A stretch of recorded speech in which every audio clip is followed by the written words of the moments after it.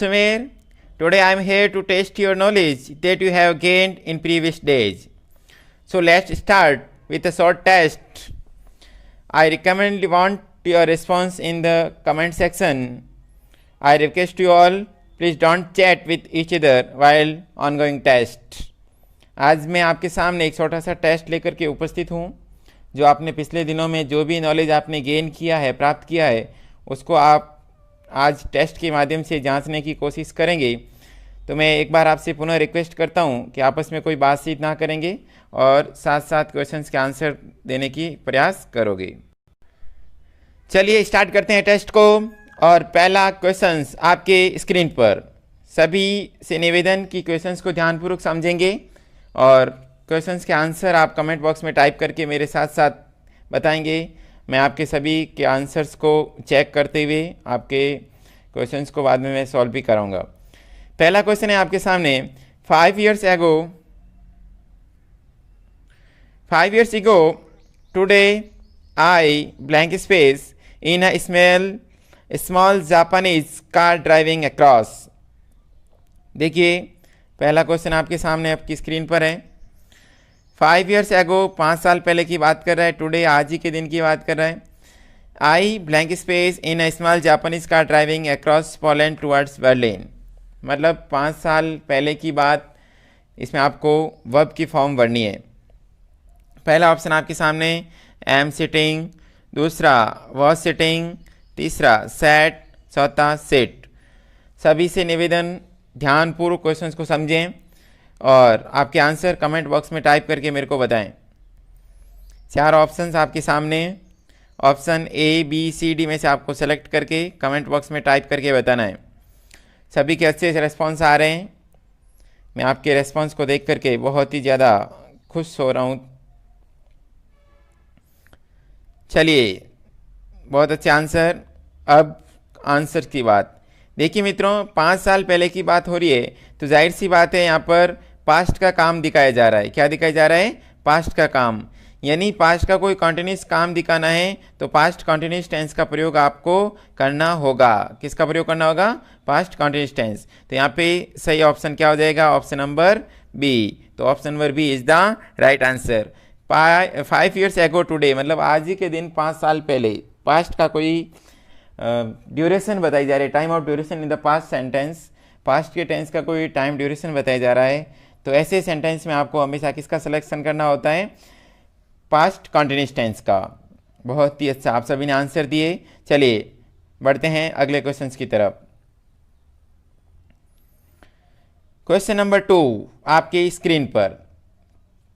If you had told your problem yesterday we blank space helped you. वापस से समझिए questions को। If you had told your problem yesterday we blank space helped you. 4 option आपके सामने। Would, would be, will have, would have. अच्छी तरीके से questions को समझना है। फिर 4 ऑप्शन में से ऑप्शन आपको सेलेक्ट करके बताना है। एक रिक्वेस्ट और सभी से, क्वेश्चन नंबर के साथ यदि आप ऑप्शन टाइप करेंगे तो बेटर रहेगा। मेरे को समझने में आसानी होगी कि आप कौन से क्वेश्चंस का आंसर दे रहे हो। क्वेश्चंस को वापस समझिए। If you had told your problem yesterday we blank space helped you. 4 option आपकी स्क्रीन पर, ध्यानपूर्वक समझेंगे।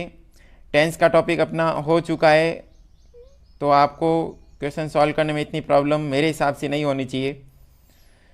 4 ऑप्शन को सेलेक्ट करते हुए आपका आंसर कमेंट बॉक्स में टाइप करना है।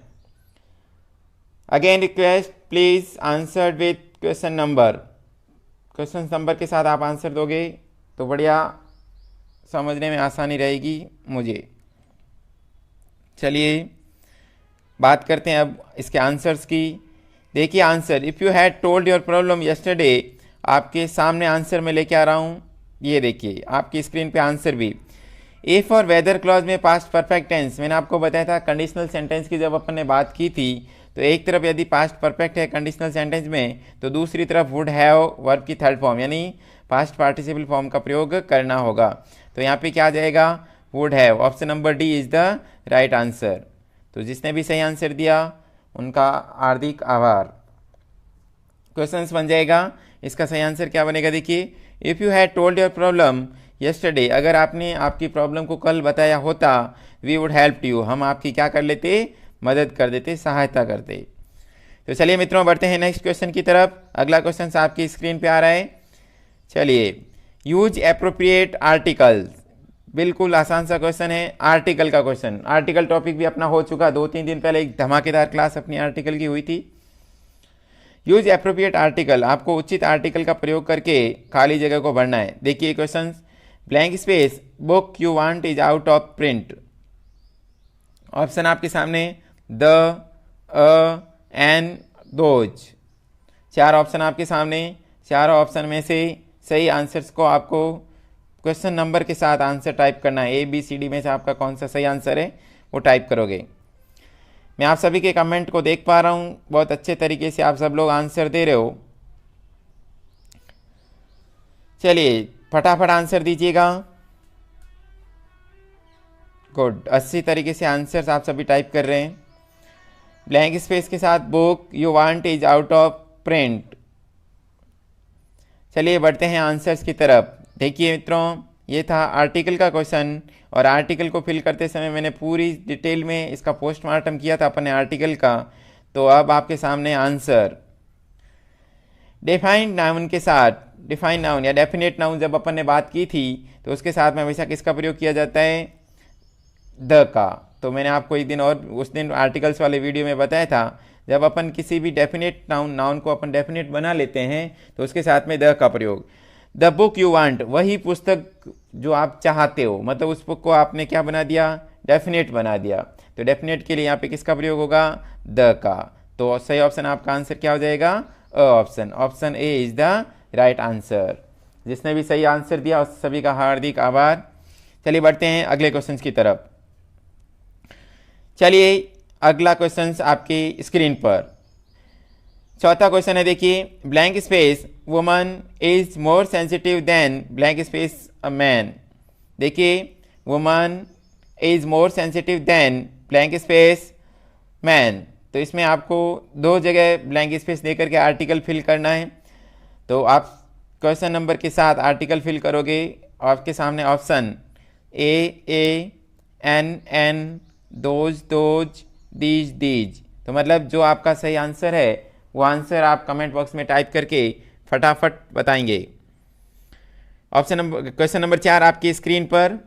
पहले क्वेश्चन को समझिएगा, फिर बाद में आप आंसर दोगे तो निश्चित तौर से आपका क्वेश्चन राइट होगा। इंग्लिश बिल्कुल आपकी अंडरस्टैंडिंग पे होती है। जितना आप इंग्लिश को कॉम्प्रिहेंशन करोगे, समझोगे, तभी आप उसका सही आंसर देने में सक्षम हो पाओगे। चलिए फटाफट आंसर टाइप करें। एक्सीलेंट, सभी स्टूडेंट्स अच्छे तरीके से क्वेश्चंस को सॉल्व कर रहे हैं।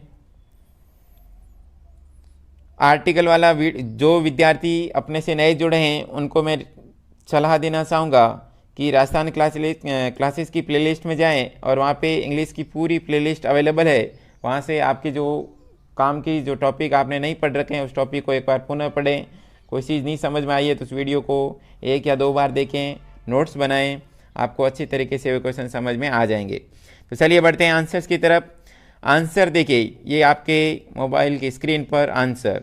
सिंगुलर काउंटेबल नाउन के साथ इंडेफिनेट आर्टिकल अ और एन होता है, और आर्टिकल अ और एन का प्रयोग किसके साथ में करते हैं, कॉन्सोनेंट साउंड या वॉवल साउंड के साथ। जहाँ से कॉन्सोनेंट साउंड होता है, जहाँ पे कॉन्सोनेंट साउंड स्टार्ट होगा उसके पहले किसका प्रयोग करना है, अ का, और एन का प्रयोग किसके पहले करोगे, वॉवल से पहले।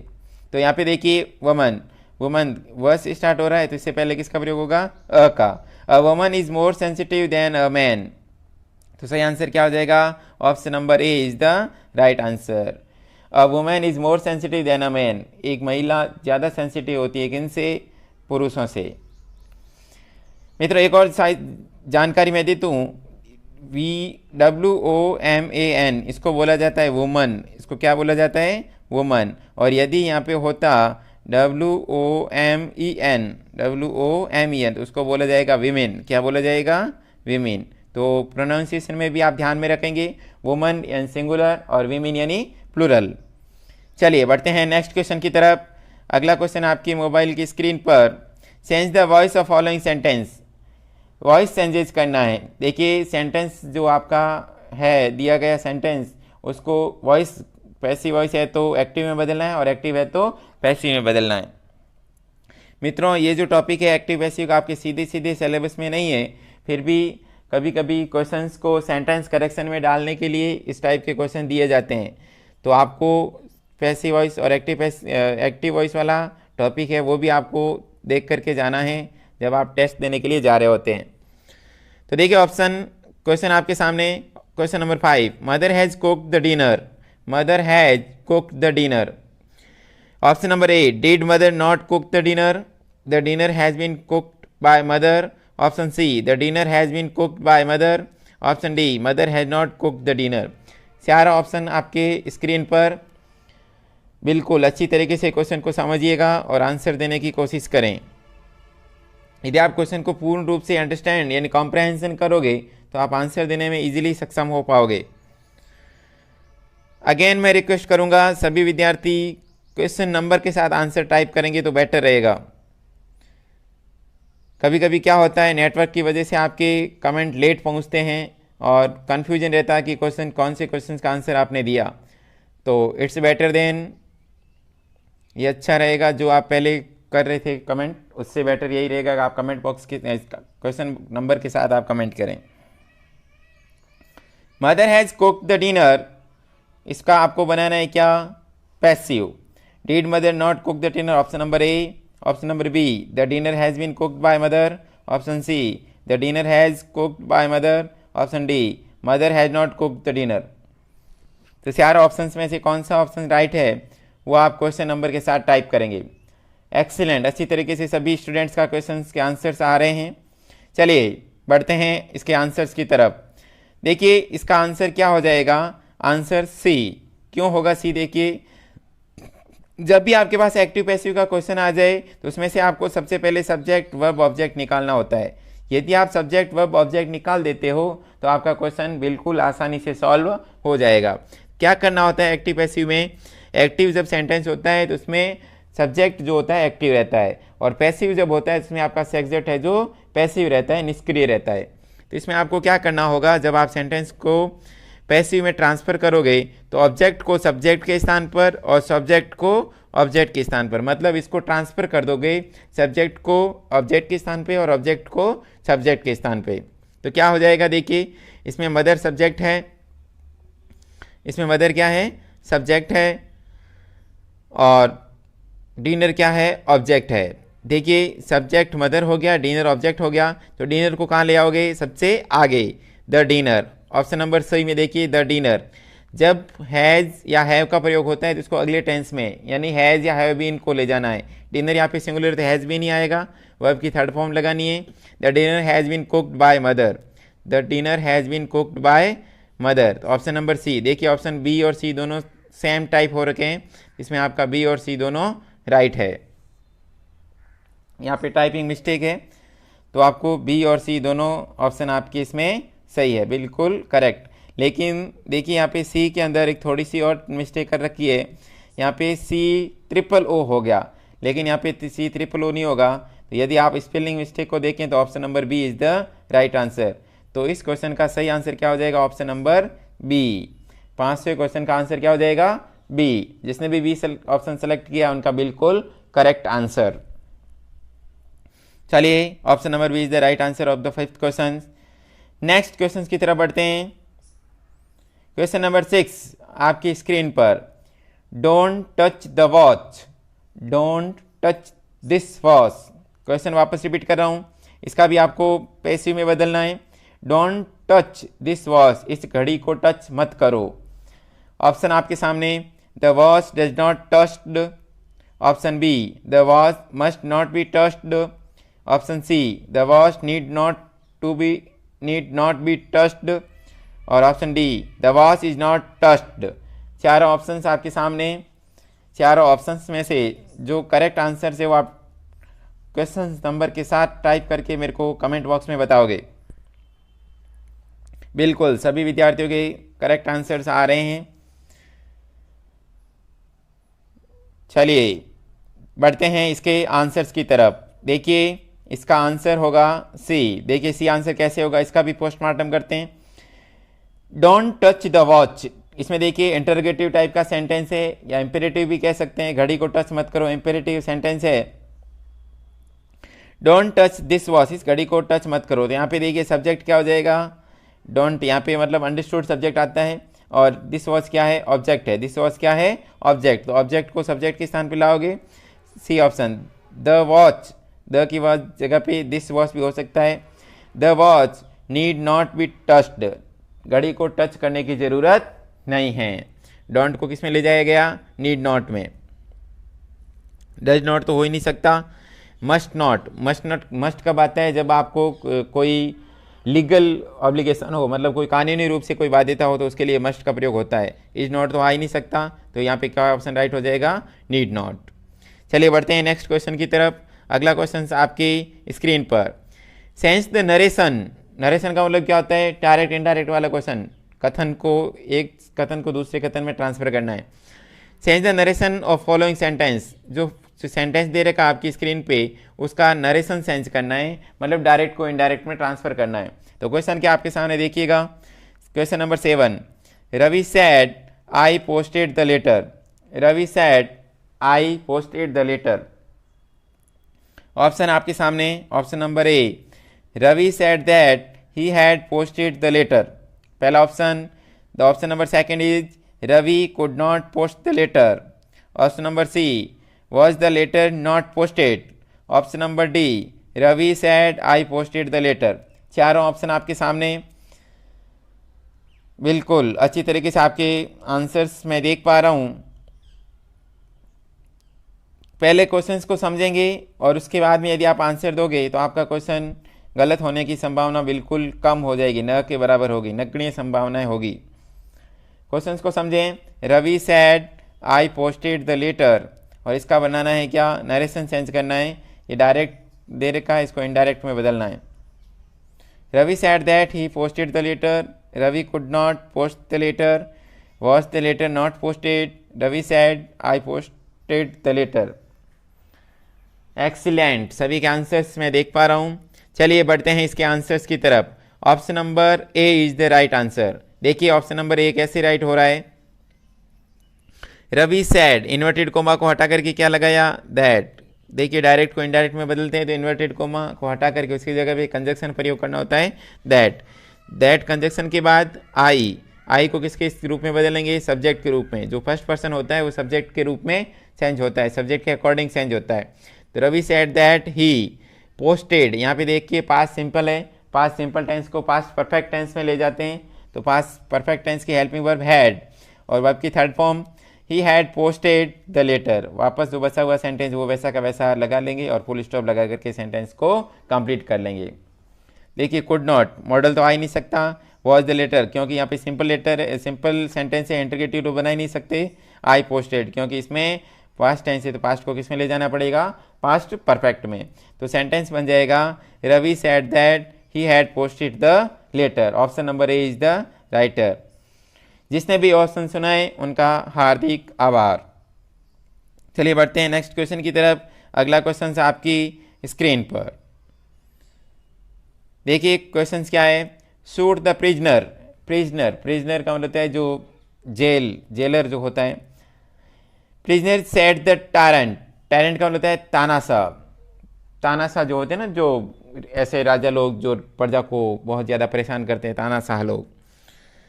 इसका भी आपको किस में बदलना है, नरेशन चेंज करना है। ऑप्शन आपके सामने, shoot the prisoner told the tyrant. अगला ऑप्शन है the tyrant order to them to shoot the prisoner. Option number C, the tyrant commanded them to shoot the prisoner. Option number D, the tyrant commanded the prisoner to shoot. चार option आपके screen पर। बिल्कुल अच्छी तरीके से question को समझते हुए आंसर क्वेश्चन नंबर के साथ टाइप करेंगे। ऑप्शन, चारों ऑप्शन आपकी स्क्रीन पर है।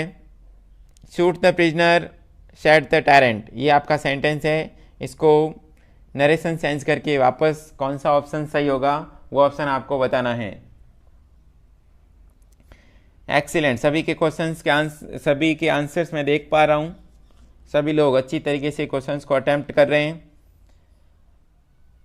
चलिए बढ़ते हैं आंसर्स की तरफ। इसका सही आंसर होगा option number C. Option number C कैसे होगा देखिएगा, option number C is the right answer. इसका देखते पोस्टमार्टम करते हैं सेंटेंस का। Shoot the prisoner said the tyrant. देखिए इसमें सब्जेक्ट को जो रिपोर्टिंग वर्ब है उसको बाहर दिया गया है। इन्वर्टेड कोमा के अंदर का जो पार्ट होता है उसको रिपोर्टेड स्पीच बोलते हैं, और इन्वर्टेड कोमा के जो बाहर का पार्ट होता है उसको रिपोर्टिंग वर्ब बोलते हैं। यहाँ पे रिपोर्टिंग वर्ब को पीछे लिखा गया है। वैसे इसका कोई फिक्स स्थान नहीं होता, फिक्स कोई पैलेस नहीं होता कि आपको रिपोर्टिंग वर्ब कहाँ लिखनी है कहाँ नहीं लिखनी है। रिपोर्टिंग वर्ब को आप पहले भी लिख सकते हैं, बाद में भी लिख सकते हैं।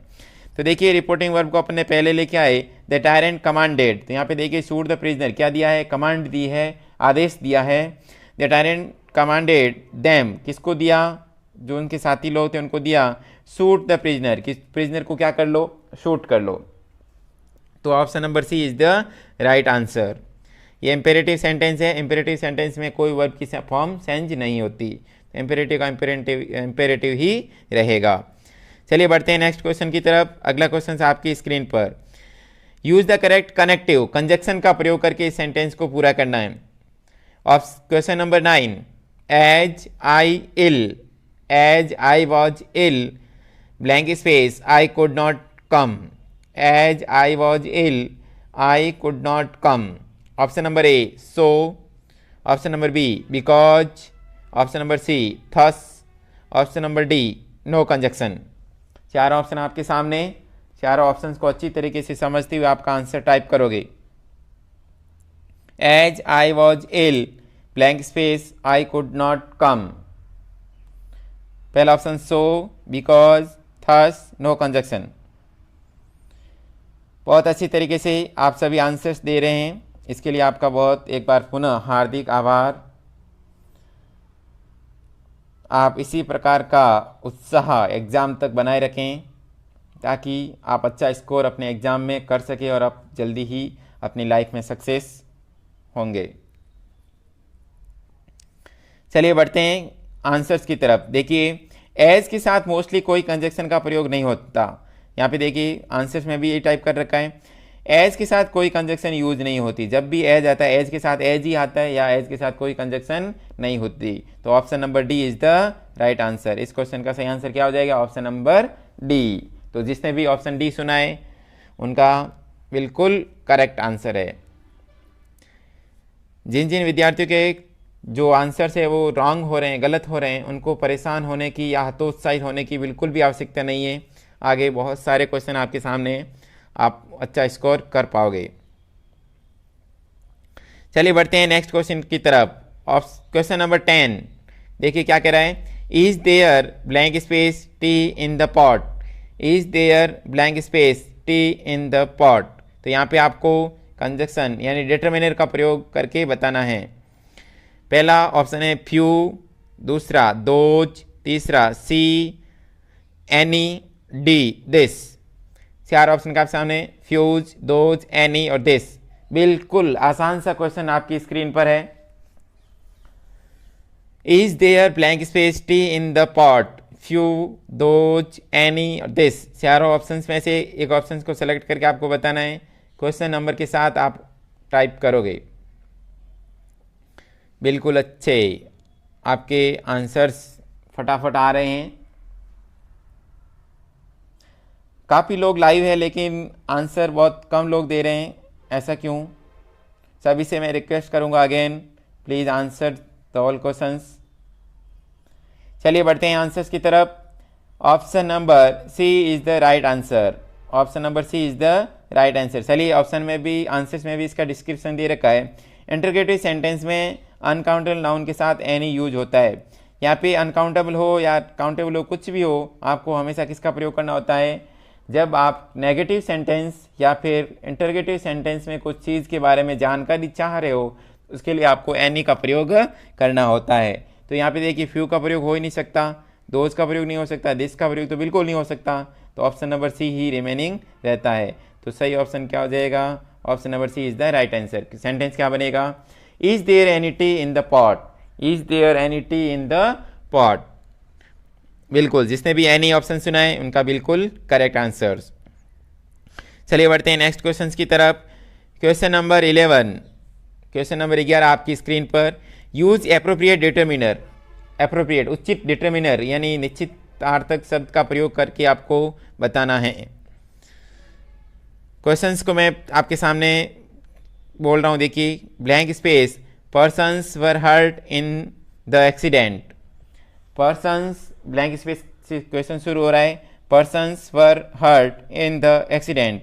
Option number A any, option B some, option C this, option D his.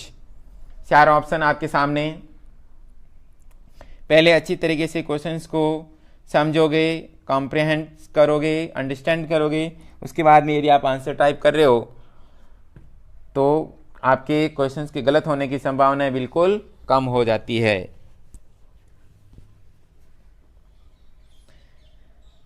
काफ़ी सारे मित्रों के आंसर्स मैं देख पा रहा हूँ, बिल्कुल करेक्ट आंसर्स वो दे रहे हैं। जो मित्र आंसर्स नहीं दे रहे हैं उनसे भी मैं रिक्वेस्ट करूँगा कि अपना आंसर ज़रूर टाइप करें। देखिए, इंग्लिश एक ऐसा सब्जेक्ट होता है जितना आप इसको प्रैक्टिस में लाओगे उतना ज़्यादा ही आपके लिए फ़ायदेमंद रहेगा। मैं हमेशा क्लास में कहता हूँ इंग्लिश से फ्रेंडशिप करो। फ्रेंडशिप का मतलब इसके साथ जान पहचान बनाइए, उसको यूज में लीजिए, तभी आपके लिए इंग्लिश बहुत ही ज़्यादा ईजी होने लगेगी। चलिए बढ़ते हैं इसके आंसर्स की तरफ। देखिए, option number B is the right answer. Plural countable noun के साथ अफर्मेटिव सेंटेंस में सम यूज होता है। यानी इसका क्या डिस्क्रिप्शन क्या दे रखा, देखिए। जब अपन कोई प्लूरल काउंटेबल नाउन यूज हो रही है सेंटेंस में और उससे पहले अपने को डिटर्मिनर पूछ रहा होता है तो उससे पहले आपको क्या भरना होगा, सम भरना होगा। तो यहाँ पे क्या हो जाएगा, some. Option number B is the right answer. Option number B is the right answer. क्या हो जाएगा, some persons were hurt in the accident. कुछ व्यक्ति घायल हुए हैं, किसमें, एक्सीडेंट में। बिल्कुल, जिसने सम आंसर दिया उनका बिल्कुल करेक्ट आंसर्स। चलिए बढ़ते हैं नेक्स्ट क्वेश्चन की तरफ। Question number 12, the adjective full. एक एडजेक्टिव वर्ड दे रखा है full, in its superlative degree. Full का एडजेक्टिव फॉर्म क्या होगी। बिल्कुल आसान सा क्वेश्चन आपके स्क्रीन पर। फुल की सुपरलेटिव डिग्री क्या होगी। देखिए, किसी भी एडजेक्टिव की 3 डिग्री अपन मानते हैं, पॉजिटिव डिग्री, कंपैरेटिव डिग्री और सुपरलेटिव डिग्री। तो आपको यहाँ पे फाइंड आउट करना है फुल की सुपरलेटिव डिग्री। बिल्कुल, इस क्वेश्चन बिल्कुल आसान सा क्वेश्चन, सभी के आंसर बिल्कुल करेक्ट आ रहे हैं। ऑप्शन में पढ़ लेता हूँ आपके सामने। मोस्ट फुल, फुलर, फुलेस्ट और फुलरेस्ट। बिल्कुल आसान सा क्वेश्चन, बिल्कुल सभी के बिल्कुल करेक्ट आंसर्स आ रहे हैं। तो चलिए, इस आसान से क्वेश्चन में ज़्यादा टाइम नहीं लगाएंगे अपन। इसका आंसर हो जाएगा क्या, option number C is the right answer, fullest. Fullest. देखिए क्या होता है, जब अपन ई आर लगाते हैं तो कंपैरेटिव डिग्री बनती है और जब अपन ई एस टी लगाते हैं तो सुपरलेटिव डिग्री बनती है। बिल्कुल अच्छी तरीके से सभी ने आंसर दिए, तो option number C is the right answer. चलिए बढ़ते हैं नेक्स्ट क्वेश्चन। देखिए, फुल पॉजिटिव हो गई, फुलर कंपैरेटिव हो गया और फुलेस्ट सुपरलेटिव। अगला क्वेश्चन आपकी स्क्रीन पर। Use appropriate preposition. उचित प्रेपोजिशन का प्रयोग करना है। The voice was coming blank space my apartment. देखिए, ये भी बिल्कुल अच्छा क्वेश्चन, और जिसने पढ़ रखा है प्रेपोजिशन टॉपिक को, जो लोग नए जुड़े हैं उनसे मैं रिक्वेस्ट करूंगा, प्रेपोजिशन टॉपिक प्लेलिस्ट में डाला हुआ है और प्लेलिस्ट से आप जाकर के प्रेपोजिशन टॉपिक को एक बार पढ़ लें तो आपके सारे के सारे जो फियर्स है, कॉन्सेप्ट बिल्कुल क्लियर हो जाएगा। इसमें आपको क्या पढ़ना है, प्रेपोजिशन पढ़ना है। The voice was coming blank space my apartment. पहला ऑप्शन टू, दूसरा फ्रॉम, तीसरा अप, चौथा by. A B C D option, to, from, up और बाय। बिल्कुल सभी के एकदम करेक्ट आंसर्स मैं देख पा रहा हूं। Very good, excellent performance by you. बिल्कुल अच्छा प्रदर्शन आपके द्वारा किया जा रहा है, क्योंकि सभी लोगों के आंसर बिल्कुल करेक्ट हो रहे हैं। ऐसे ही परफॉर्मेंस की उम्मीद मैं आपसे एग्ज़ाम में रखता हूं। चलिए बढ़ते हैं आंसर्स की तरफ। इसका आंसर क्या हो जाएगा, option number B is the right answer. जब भी अपन डायरेक्शन की बात करेंगे तो फ्रॉम यूज करना है, डायरेक्शन की बात करेंगे तो क्या यूज करेंगे, फ्रॉम यूज करेंगे। तो देखिए सेंटेंस क्या बन जाएगा, the voice was coming from, the voice was coming from my apartment, जो वॉइस है मेरे अपार्टमेंट से आ रही थी। तो option number B is the right answer. तो 13 नंबर क्वेश्चन का राइट आंसर क्या हो जाएगा, ऑप्शन नंबर बी। चलिए बढ़ते हैं नेक्स्ट क्वेश्चन की तरफ। देखिए ऑप्शन नंबर जो क्वेश्चन नंबर 14 है रॉन्गली टाइप हो गया, तो इस क्वेश्चन को अपन स्किप करते हैं क्योंकि ये टाइपिंग मिस्टेक हो गई। तो इसकी जगह पे अगला क्वेश्चन अपन लेते हैं, इस क्वेश्चन को अभी स्किप करेंगे, नेक्स्ट क्वेश्चन की तरफ बढ़ते हैं। चूज द सिमिलर, इसमें क्या पढ़ना है देखिए, choose the similar word of the following word. Similar का मतलब होता है सिनोनिम, पर्यायवाची शब्द, समानार्थी शब्द। एडमोनिस्ट, एडमोनिस्ट का आपको सिनोनिम बताना है, समानार्थी वर्ड बताना है। देखिए जब भी आपके पास सिनोनिम एंटोनिम का क्वेश्चन आए तो इन क्वेश्चंस को आप सेंटेंस में यूज करके उसका आंसर या फिर हिंदी अर्थ ढूंढने की कोशिश करें, तो आपके लिए वो क्वेश्चन बिल्कुल आसान हो जाएगा। तो देखिए इसके हिंदी आंसर देखते हैं। एडमोनिस्ट का मतलब होता है धिक्कारना, झिड़कना, उसको डांटना, फटकारना, ये होता है एडमोनिस्ट का हिंदी अर्थ। मतलब एडमोनिस्ट का मतलब होता है किसी को धिक्कारना, झिड़कना, फटकारना, इस प्रकार से एडमोनिस्ट को अपन यूज करते हैं। इस प्रकार के जब अपने को सेंस बताने हो तो उसके लिए एडमोनिस्ट का प्रयोग किया जाता है। ऑप्शन आपके सामने देखिए, पहला ऑप्शन है रिब्यूक, दूसरा इंसाइट, सूट, इनकरेज। चार ऑप्शंस में से कौन सा ऑप्शन राइट होगा, आप कमेंट बॉक्स में आंसर फटाफट टाइप करेंगे। शाबाश, बहुत कम आंसर्स देखने को मिल रहे हैं, क्यों भाई, फटाफट टाइप करिएगा बिल्कुल। ये क्वेश्चन काफ़ी बार एग्जाम में रिपीट होता है और हर क्वेश्चन पेपर में, हर जो आपका कॉम्पिटिटिव एग्जाम होता है उसमें सिनोनिम और एंटोनिम का जो टॉपिक होता है वो हर हालत में आपको देखने को मिलेगा। तो आपको एंटोनिम सिनोनिम का टॉपिक क्लियर करने के लिए मैं आपको कई बार क्लासेस में बताता हूँ कि जो भी इंग्लिश के वर्ड आप पढ़ते हो उसका एंटोनिम या सिनोनिम देखते जाएं, साथ साथ ज़्यादा से ज़्यादा इंग्लिश की किताबें रीड करें और बेस्ट वे होता है इंग्लिश का न्यूज़पेपर रीड करें। हालांकि मुझे भी पता है इंग्लिश का न्यूज़पेपर अपन जब पढ़ते हैं तो बहुत ज़्यादा प्रॉब्लम फेस होती है, लेकिन उसको समझते जाएं। आप डेली थोड़ी थोड़ी आदत डालते रहोगे तो एक दिन ऐसा आएगा कि आपको इंग्लिश का पेपर अच्छी तरीके से समझ में आने लगेगा। शुरुआत में आपको आदत डालनी पड़ेगी, फिर धीरे धीरे वो आपके डेली रूटीन में बदल जाएगा। थोड़ी थोड़ी आदत डालते रहें, फिर आपका वो क्या बन जाएगा, रूटीन। आपने देखा होगा कई लोगों का ये रूटीन होता है कि जब तक वो सुबह के पेपर को नहीं पढ़ लेते उनका दिन की शुरुआत नहीं होती। तो उनका क्या हुआ, धीरे धीरे उनकी क्या बना ली, उन्होंने आदत बन गई और आदत के बाद वो रूटीन में आने लग गया। तो आप उसकी जगह इंग्लिश का न्यूज़पेपर पढ़ें तो आपकी इंग्लिश काफ़ी मजबूत हो सकती है। चलिए इनके हिंदी अर्थ को देखते हैं। एडमोनिस्ट का हिंदी अर्थ मैंने अभी बताया, फिटकारना, फटकारना, धिक्कारना, झिड़कना, डांटना, ये होगा। रिब्यूक, रिब्यूक का मतलब होता है गाली देना या फटकारना भी होता है। इंसाइट, इंसाइट का मतलब होता है उकसाना, किसी व्यक्ति को उकसाना, किसी की उत्तेजित करना, कुछ कार्य करने के लिए उत्तेजित करना, भड़काना जिसे कहते हैं। सूट, सूट का मतलब क्या होता है, अनुकूल होना, किसी चीज़ की अनुकूल प्रतिकूल स्थिति होना। और एक सूट का मतलब विनती करना भी होता है, रिक्वेस्ट करना भी होता है। और इनकरेज, इनकरेज का मतलब क्या होता है, प्रोत्साहन करना, प्रोत्साहित करना, हिम्मत बढ़ाना, उत्साहित, उसको उत्साहन देना, बढ़ावा देना, ये होता है इनकरेज, मोटिवेट करना जिसे अपन कहते हैं। तो हिंदी अर्थ मैंने बता दिया। अब तो बिल्कुल आसान, बिल्कुल अब सभी के क्वेश्चन फास्ट बढ़ गए, कमेंट फास्ट होने लगे, क्योंकि इसका सही आंसर क्या हो जाएगा, option number A is the right answer. Admonished का मतलब होता है धिक्कारना, फटकारना भी होता है, और रिव्यू का मतलब होता है गाली देना या फटकारना। चलिए बढ़ते हैं नेक्स्ट क्वेश्चन की तरफ। Question number 16, a disease which ends in death, एक ऐसी बीमारी, इसमें आपको क्या पढ़ना है, choose the suitable word, one word. आपके वन वर्ड वाला भी टॉपिक आपके कॉम्पिटिटिव एग्जाम में, बीएसटीसी के एग्जाम में है। A disease which ends in death, एक ऐसी बीमारी जिसका एंड किससे होता है, डेथ से, मतलब जब वो आदमी उसकी डेथ हो जाती है तभी उस बीमारी का अंत होता है। तो ऐसी बीमारी को वन वर्ड में क्या बोलेंगे। डेडली, डेडली का मतलब तो है मरा हुआ, डेडली का मतलब क्या होता है, मरा हुआ। कंटेजियस, कंटेजियस का मतलब होता है जो इन्फेक्शंस वाली बीमारी होती है, जैसे कोरोना एक बीमारी है, कोविड-19, ये इन्फेक्शियस बीमारी है, कॉन्टेजियस है क्योंकि ये संक्रामण से फैलती है, इसको संक्रामक कहते हैं। कॉन्टेजियस का मतलब क्या होता है, संक्रामक। और तीसरा है option number C fatal. Fatal का मतलब होता है घातक, प्राणनाशक, जो मौत, जो जिसका अंत क्या हो, मृत्यु हो। और लेथल, लेथल का मतलब होता है जिसका अपन जान ले लेते हैं, किसी की जान ले लेना, मर्डर करना जिसे कहते हैं। तो बिल्कुल जब मैंने हिंदी अर्थ बताया तो आपका आंसर समझ में आपको आ चुका होगा। तो इसका सही आंसर क्या हो जाएगा? Option number C is the right answer. बिल्कुल आसान सा क्वेश्चन था। वन वर्ड वाले क्वेश्चंस को भी आप इसी तरीके से पढ़ते जाओगे, जितना ज़्यादा इंग्लिश को रीड करोगे आपकी इंग्लिश और भी ज़्यादा मजबूत होती जाएगी।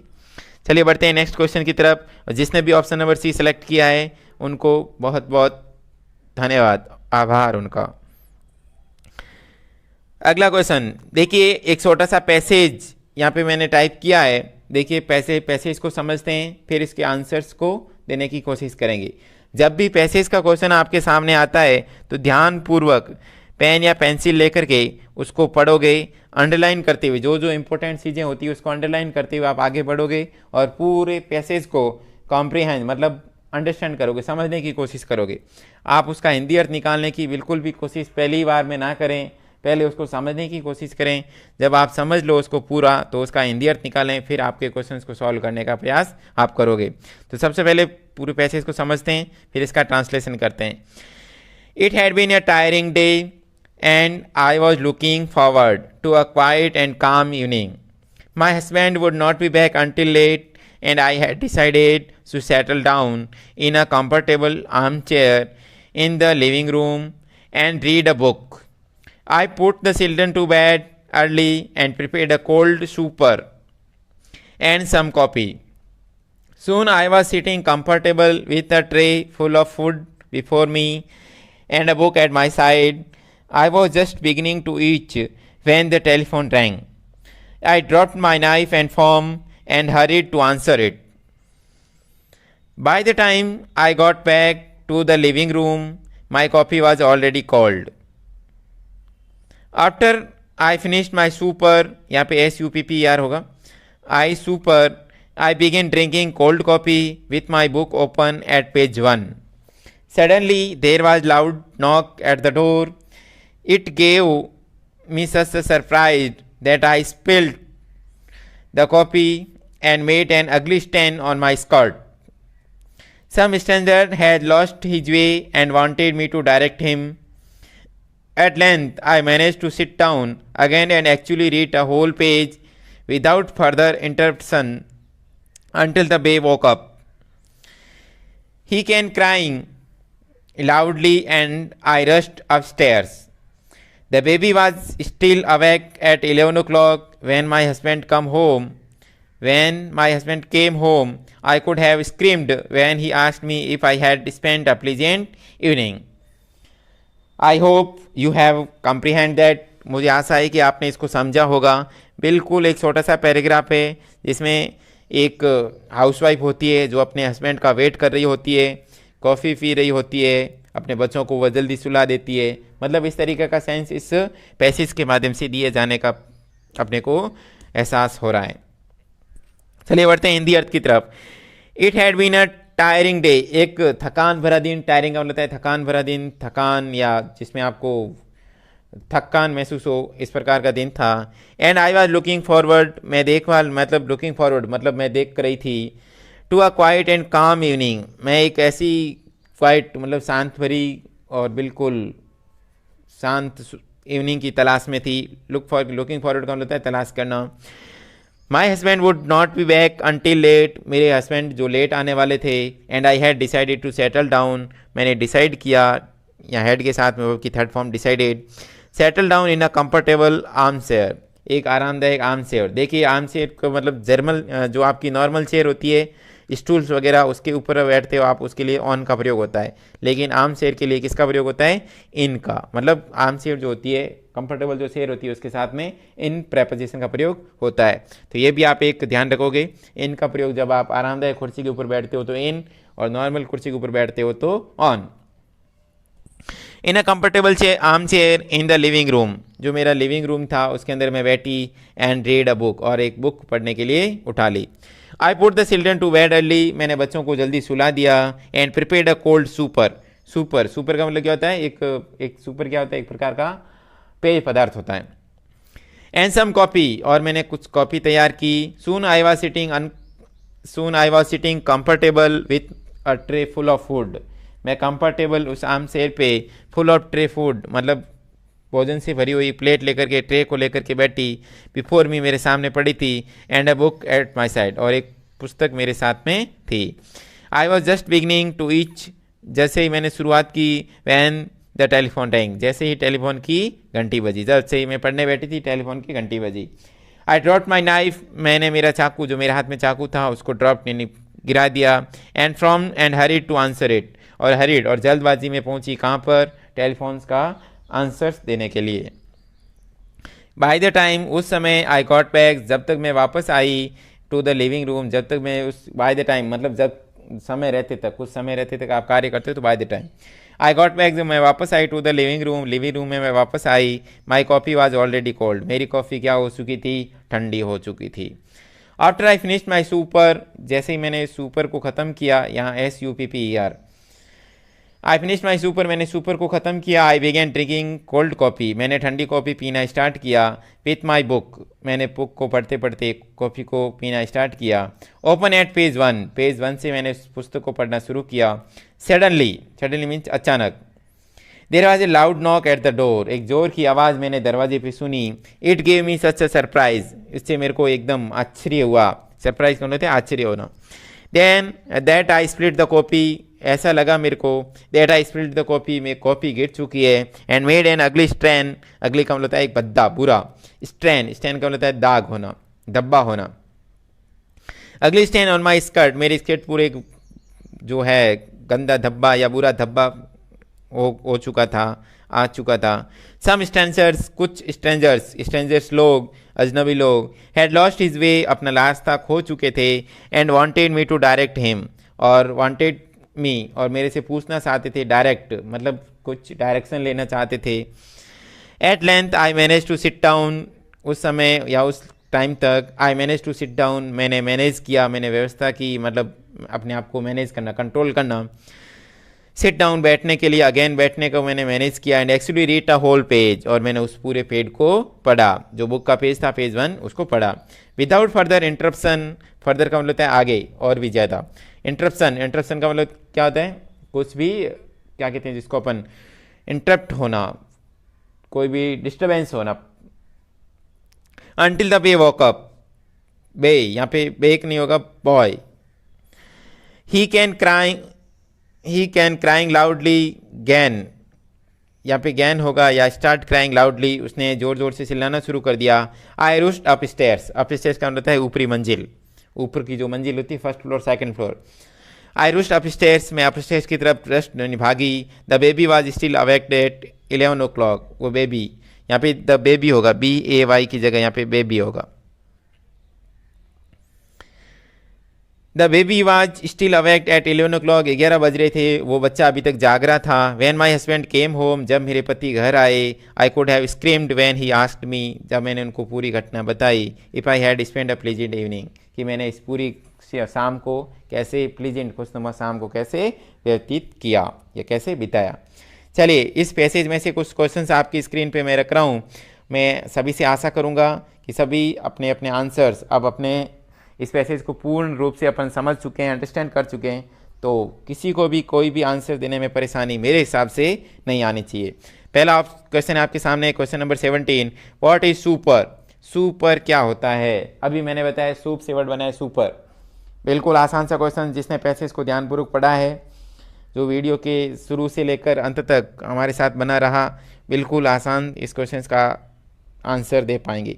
देखिए, option number A morning food, option B evening meal, option C afternoon food, option D none of the above.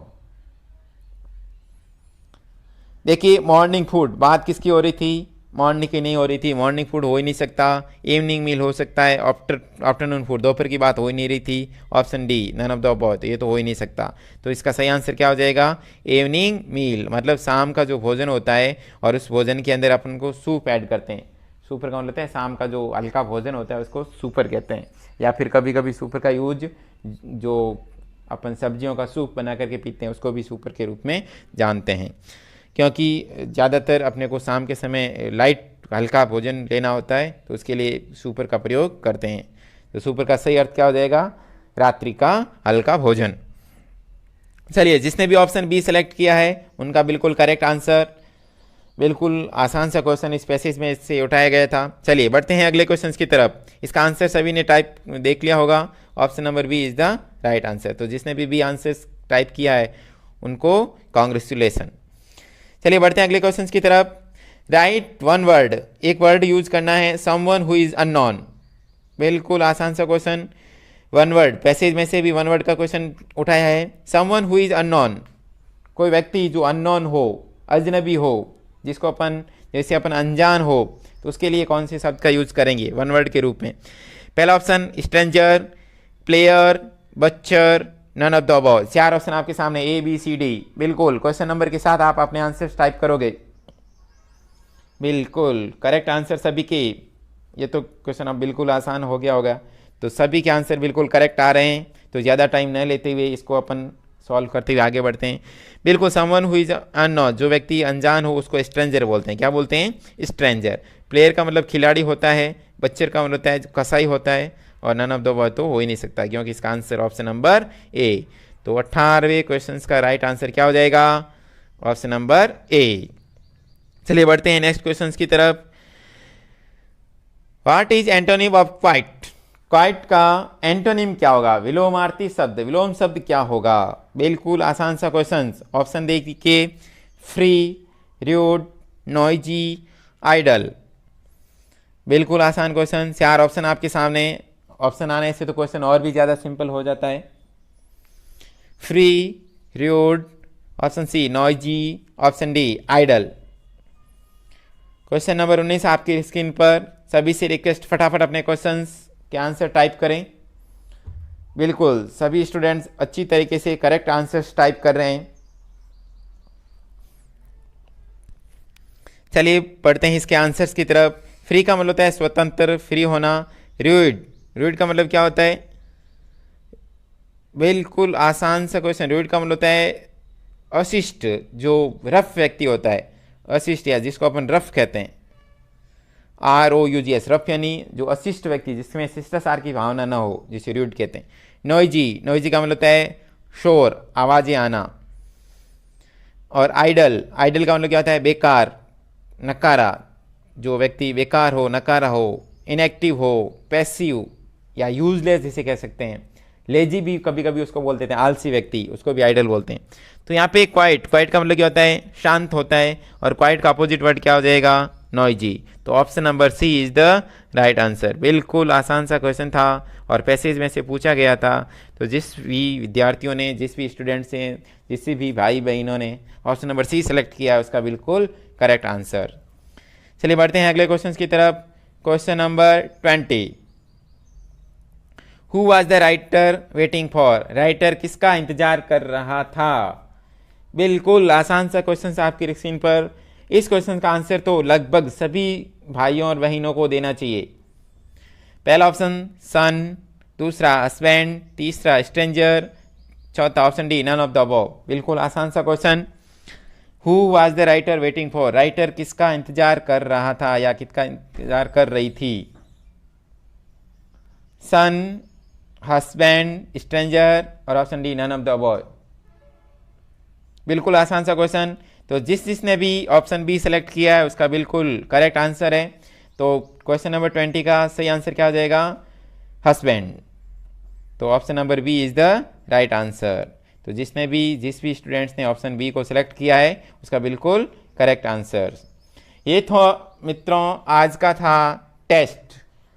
आज टेस्ट के माध्यम से मैंने आपके नॉलेज को गेन टेस्ट करने का प्रयास किया।